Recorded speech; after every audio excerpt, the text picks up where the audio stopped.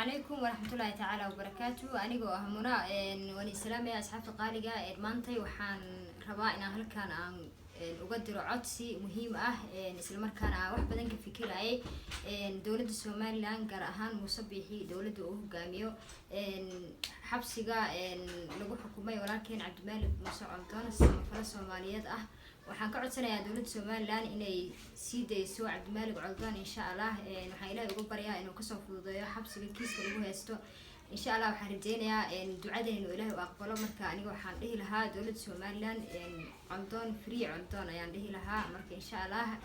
boqolaal qof oo kamid ah ama ka dambi badan ayaa la soo daayay marka maanta waxaan dhihi lahaa aniga aad ayaan uga xumahay marka insha Allah waxaan leeyahay Codaan la soo daayo free Codaan ayaan leeyahay insha Allah ilaahay inuu soo fududeeyo doona insha Allah. السلام عليكم ورحمة الله وبركاته. أنا كفلوك ميديام أو مديسن محا أنت حاول قدرينا عد دير عد كاون أنا كوميديسن سمافلة علتون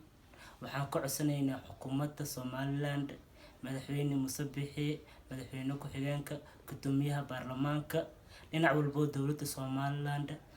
محكمة عدالة كعسنينا إن نسي ديان محلي جري سمافلة علتون وحصل كتب بدنا على الحرق وحالينها نكو فلوك ميديا مؤمديسن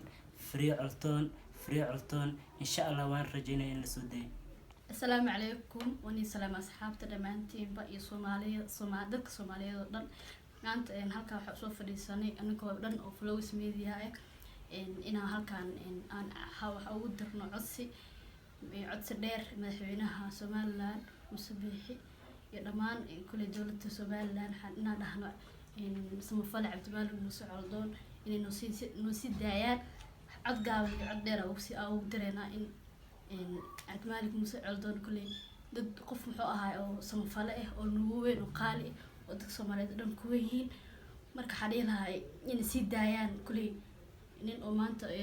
dadka Soomaaliyeed dhan caamin jiro ah gooni oo ahay malahan marka xariilahay kulli maadaama dad badan oo si daayo oo kamid ah in dadka xabsiga ku jira ee Soomaaliland inay asagana cafis علشان ay u fidiyaan maadaama dad badan oo soo daayay asina lahay lama sii daaynayo marka dad badan oo kulli social media ay leenayaan Cabdimalik Muuse Codaan sii daayay anagana halka waxaan u fadhinaa naasigana kulli xiridiis dib loo siiyo Flows Media hadii ay tahay boqoshadii koowaad fadlan subscribe like comment na wadaag halkan waxaan ka direynaa caawasho bari badan lagu haystay wiil oo samafara ah oo walaalkeena Soomaaliyeed ah waxaan caawashadaas u gudbin doonaa madaxweynaha Somaliland Musabbixi waxaan ka codsan doonaa Codaan inuu xoriyadiisa dib ugu soo celiyo hadal badan ma dhihi karno aniga shuxuurteena aad ay u qacsan tahay waayo hadal waxaan ku hadalnaa ma naqaano laakiin waxaan ka codsan lahayn markii waad iyo mar labaad Musabbixi inuu ninkaas xoriyadiisa ugu celiyo dib waa ninkaas wax badan baan ka kasaayay waa nin samafala ah diido macnaa dadka dhibaataysan wax u qabto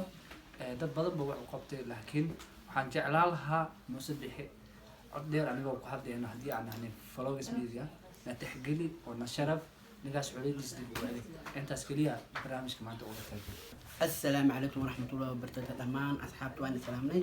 وفلو ميديا أصحاب بدنا وسوا هذلين هذا المرتي إماتي وحن عاوننا وحن بدونا إن شعورتنا موجنو سي سمفالي Cabdimalik Muuse Codaan oo hel xoriyadiisa dowladda qofal Soomaali oo yahay wax qabata Cabdimalik asoo qofna oo xaneen qofal biirso yahay wax uu qabanayay barnaamijyo badan ayuu sameeyay magaalooyinka Burco iyo Hargeysa meel kale qof walba Soomaali waa qof oo walaalkiis oo ahaa wax uu qaban jiray waa nin qof mar walba tufaan jiray Soomaalinimadiisa dowladda Soomaaliland waxaan ka codsanaynaa inta soo hadda ay tafasaxeen maxabis badan oo la xirnaa asoo hadda dambi weyn oo saas ah oo talin marta qoftu martuu xiriyaa waxa loo fiiriyaa qodobo oo wax uu qabto martiis hore wuxuu ahaa wariye waxa waaye samafale waa qof dadka wax weyn u qabtay in badan dad caawin jiray asoo la fiirnaa tumnaanta qof oo caawiyay oo u baahan in hadda caawinaantiisa ayuu lagu jiro waqti xun oo dhibaato badan ay jirto waxaan cunsan lahaa dowladda Soomaaliland مع مدحديدا مع الشقالهيدا إني عفيان عفس أفيديان فريت إيغان حريتس أسوعليان waayo nintaas waa nin dad badan wax u qabtay hadday gudaha somaliland ahaa lahayd iyo haddayba banaanta ahaa lahayd waa qof dad badan caawiyey dad waalan ama dad fiyooba oo caawiyey iyo tan dad yar marka waxaan dhihi lahaynaa free cabdimaalig muuse colton free cabdimaalig